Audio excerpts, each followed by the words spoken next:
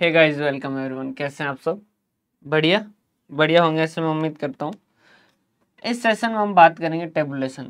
Last session में हम बात कर चुके हैं क्लासिफिकेशन। क्लासिफिकेशन में हम क्या करते हैं, जो डाटा है उनको क्लास के हिसाब से, होमोजेनिटी के हिसाब से, सिमिलरिटी के हिसाब से हम अलग अलग क्लास के अंदर डाटा को रखें। यहाँ कुछ भी नहीं है, जो हमने क्लास के हिसाब से बाइफर्केशन किया, बस उसको अच्छे से प्रेजेंट करने के लिए एक टेबल बनाएंगे और टेबल के फॉर्मेट में उस क्लास को प्रेजेंट करेंगे। तो क्लासिफिकेशन जो है वो एक स्टेट्स के हिसाब से एनालिसिस का काम है और टेबुलेशन एक उसको प्रेजेंट करने का तरीका है। तो यहाँ हम क्या करें, उसको प्रेजेंट करते हैं। प्रेजेंट करने के लिए तीन तरीके से प्रेजेंट किया जा सकता है। टेबल्स, इससे नेक्स्ट हम जो पढ़ेंगे डायग्राम, उससे नेक्स्ट हम पढ़ेंगे ग्राफ। डायग्राम और ग्राफ जो है उनसे तो प्रेजेंटेशन पे पर्टिकुलर बहुत ज़्यादा क्वेश्चन पूछे जाते हैं। टेबल इसको क्लासिफिकेशन का ही ज़्यादातर हिस्सा माना जाता है, क्योंकि क्लासिफिकेशन हमने क्या कर चुके हैं, अलग से क्लास कर चुके हैं, क्लास वाइज उनका बाइफर्केशन कर चुके हैं, बस उसी को हम प्रेजेंट कर रहे हैं। तो प्रेजेंटेशन के लिए हमने क्या किया, टेबल बनाया है। तो ये क्लास का ही प्रेजेंटेशन है और ये प्रेजेंटेशन उतना बेहतर नहीं है जितना डायग्राम और ग्राफ का होता है, क्योंकि डायग्राम और ग्राफ जो है वो प्रेजेंटेशन टेबल पढ़नी आनी चाहिए, समझनी आनी चाहिए। डायग्राम और ग्राफ जो है वो किसी को अगर नहीं भी है, अनपढ़ भी है, तो वो भी देख के समझ सकता है। क्लियर है? तो यहाँ हम बात करेंगे टेबुलेशन की। सिंपल सा सेशन होगा, बहुत आसान सा। टेबुलेशन का मतलब क्या है? Meaning of tabulation, any orderly arrangement of data in column और रो। हम जब डाटा को रो और कॉलम के हिसाब से सजा देते हैं, प्रेजेंट करते हैं, तो वो हमारे लिए क्या, एक तरीके से टेबुलेशन है। क्लासिफिकेशन में हम क्या करते हैं, क्लासिफिकेशन सीधा 0 से 5, 5 से 10, 10 से 15, 15 से 20, इस तरीके से लिखा। इसकी फ्रीक्वेंसी लिखी 5, 7, 15 और 10। ये भी एक तरीके से क्या है, जैसे ये फ्रीक्वेंसी हो गई, ये क्लास इंटरवल हो गया,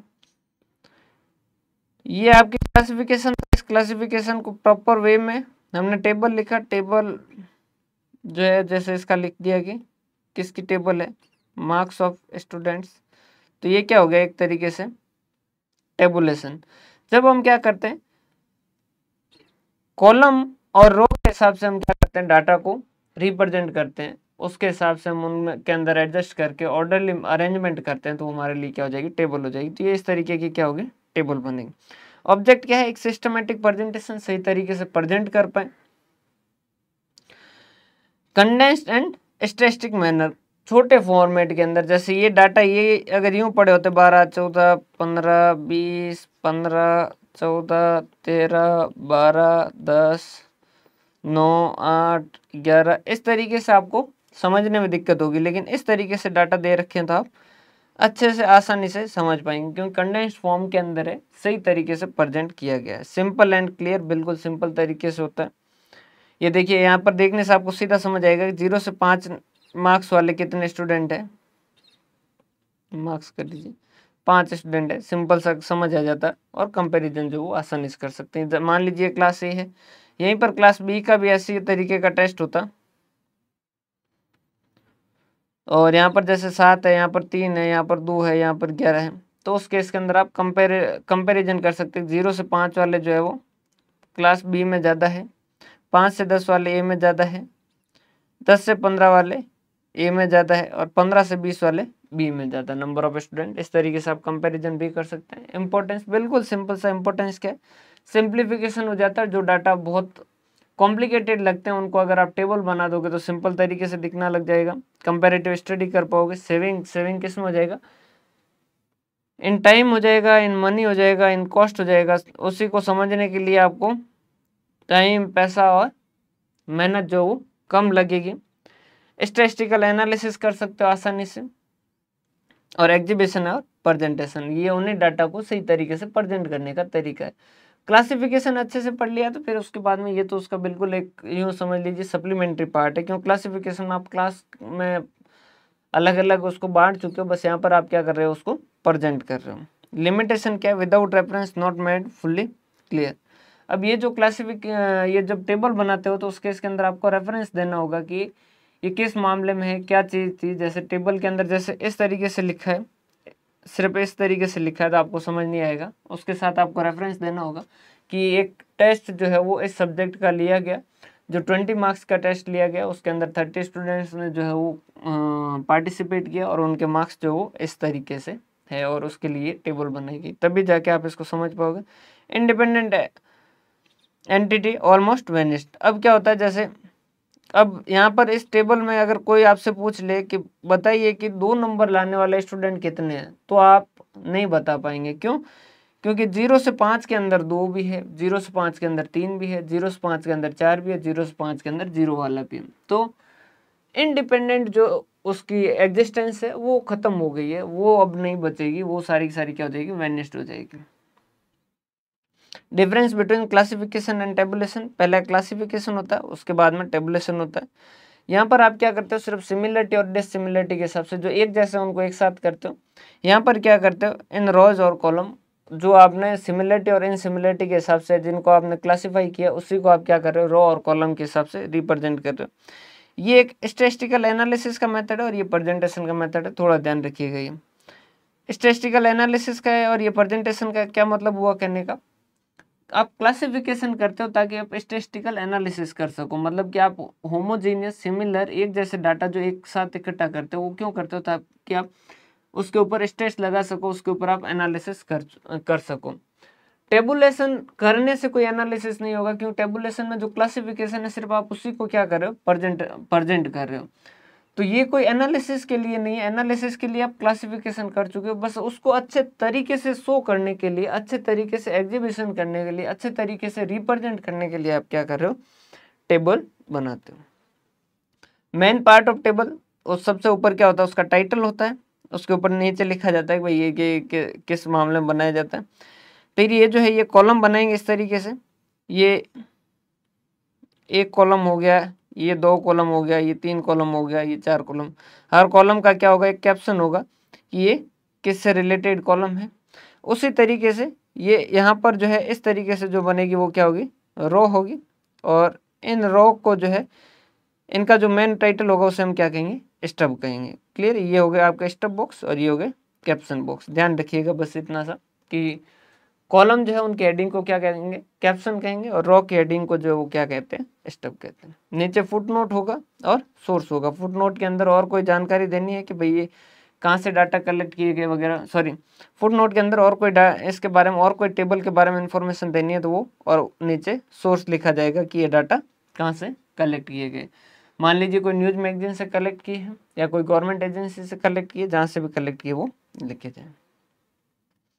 काइंड्स ऑफ टेबल, टेबल कितने तरीके के होते हैं, बिल्कुल सिंपल सा, on the basis of purpose, general purpose और रेफरेंस टेबल या स्पेशल पर्पज और summary table. General purpose table किस तरीके की होती है, जो किसी स्पेसिफिक पर्पज के लिए नहीं बनेगी। नॉर्मल जो टेबल बनाई जाती है, जैसे इंडिया के सेंसस वगैरह बनाया गया, तो उस केस के अंदर वो क्या हो जाएगी, जनरल पर्पज टेबल हो जाएगी।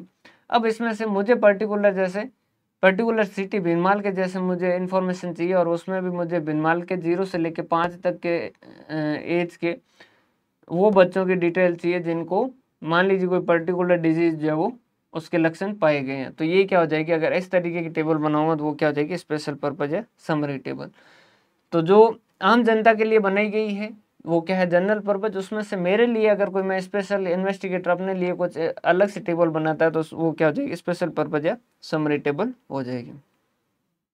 समरी टेबल कहाँ से बनेगी, जनरल पर्पज से टेबल से ही बनेगी। On the basis of origin, उसकी उत्पत्ति के हिसाब से एक तो ओरिजिनल टेबल हो सकती है जिसके अंदर प्राइमरी टेबल, जैसे जैसे मैंने ही डाटा कलेक्ट किया और मैं ही उसकी टेबल बना रहा हूँ तो वो क्या हो जाएगी, ओरिजिनल हो जाएगी। या फिर डेरिवेटिव टेबल, समझिएगा। ओरिजिनल टेबल क्या होगा, जैसे मार्क्स के बारे में बात करें, थोड़ा सा ध्यान समझिएगा। मार्क्स है, जैसे 100 नंबर का टेस्ट है जिसमें से 0 से 10, 10 से 20, 20 से 30, 30 से 40, 40 से 50, मान लीजिए 50 मार्क्स का ही टेस्ट रखते हैं, ठीक है। इसमें है जैसे 5 स्टूडेंट, इसमें है 10 स्टूडेंट, इसमें है 15 स्टूडेंट, इसमें है 10 स्टूडेंट और इसमें है 5 स्टूडेंट। कितने हो गए, 15, 25, 35, 40, 45, 45 स्टूडेंट जो है वो हो गए। या इसको 10 कर देते हैं ताकि 50 हो गए। ये तो हो गई प्राइमरी टेबल या ओरिजिनल टेबल, इसके अंदर ओरिजिनल डाटा दिए गए। अब डेरिवेटिव टेबल क्या होगी, इस डाटा से अगर आप कुछ डिराइव करते हो, डेरिवेटिव आप एफएम के अंदर भी पढ़ोगे, वहां पर भी डेरिवेटिव का मतलब क्या होता है, डेरिवेटिव के अंदर ऐसा इंस्ट्रूमेंट जो किसी और चीज से वैल्यू जो अपने डिराइव करता है उससे हासिल करता है, उससे हम क्या कहते हैं, डेरिवेटिव कहते हैं। तो यहाँ पर भी क्या है, वही वर्ड, उसी वर्ड का वही मतलब है कि डेरिवेटिव टेबल, ओरिजिनल टेबल से डिराइव करके कुछ टेबल बनाएगी। यहीं पर जैसे आपने परसेंटेज के हिसाब से कैलकुलेट कर दिया कि यहाँ पर कितने परसेंटेज है, तो 10% स्टूडेंट जो है वो ये है, 20% स्टूडेंट ये है, 30% ये है, 20% ये है और 20% ये है। तो ये अगर इस तरीके की टेबल है तो ये क्या हो जाएगी आपकी डेरिवेटिव टेबल। जो प्राइमरी टेबल है उससे डिराइव करके बनाई टेबल जो वो क्या हो जाएगी derivative table. Average, ratio, percentage वगैरह इस तरीके के बनते हैं। On the basis of construction simple और सिंगल और वन वे टेबल हो सकती है। ये जो है ये सिंपल, सिंगल और वन वे टेबल हो गई। जैसे एज के मामले में, जैसे ये यहीं पर एज लिख लेते हैं, जैसे ये एज हो गया तो ये वन वे हो गई, इसके अंदर सिर्फ एज के हिसाब से क्लासिफाई किया है। उसके बाद में कॉम्प्लेक्स टेबल जो होती है वो डबल या टू वे हो सकती है, ट्रिपल वे हो सकती है, फोर वे हो सकती है, मैनीफोल्ड हो सकती है, किसी भी तरीके से। अब यहीं पर क्या किया, एज और जेंडर के हिसाब से मैंने क्लासिफाई कर दिया। एज और जेंडर के हिसाब से किस तरीके से समझिएगा,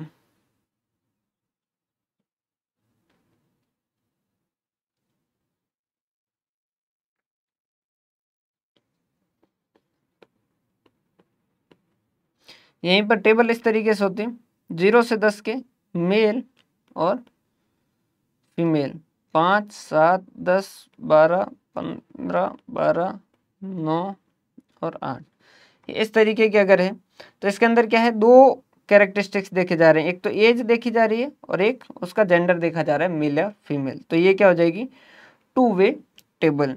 यहीं पर थ्री वे टेबल अगर इसी के बाद में आगे आप लिटरेट और इलिटरेट के हिसाब से कर देते हैं कि यहीं पर टेबल आप इस तरीके से बना देते हैं,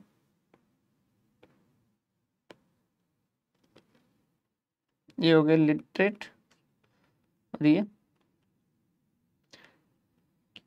इलिटरेट, मेल और फीमेल, 5, 11, 10, 5, 5, 3, 4, 7, 2, 5।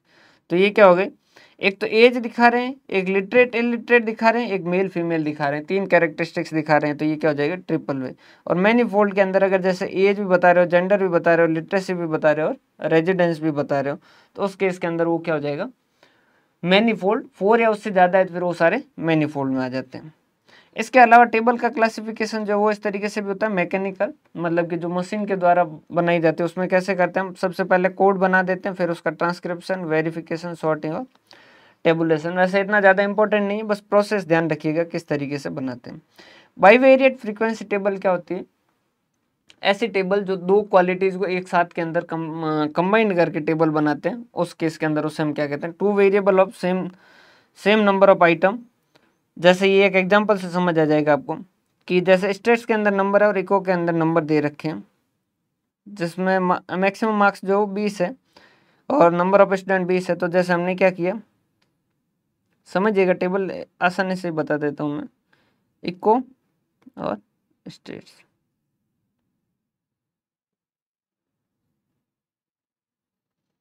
जैसे हमने कर दिया इसको 0 से 4, 4 से 8, 8 से 12, 12 से 16, 16 से 20।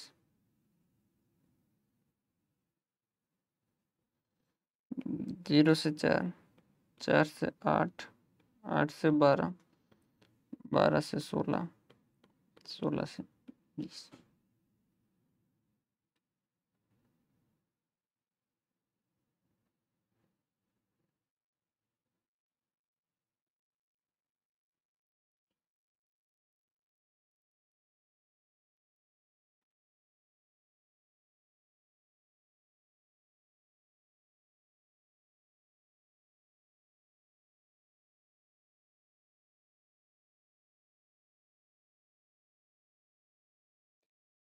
अब समझिएगा, जैसे रोल नंबर 1 की बात करें तो ये स्टेट्स में 5 लेके आया, तो स्टेट्स के हिसाब से ये कौन सी कैटेगरी में, ये इस साइड के हिसाब से स्टेट्स के अंदर इस कैटेगरी में, मतलब स्टेट्स के हिसाब से ये इस कॉलम के अंदर कहीं पे आएगा।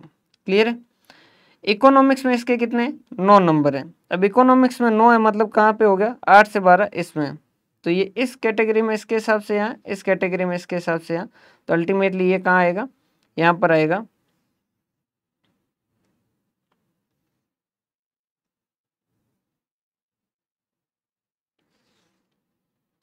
समझ पा रहे हैं बात? देखिए इसके यहाँ 5 नंबर, इसके 9 नंबर है, 5 नंबर स्टेट्स के अंदर, तो 5 नंबर मतलब कि इस कैटेगरी में, तो इस कैटेगरी मतलब इस लाइन के अंदर कहीं पे भी आ सकता है। क्लियर है?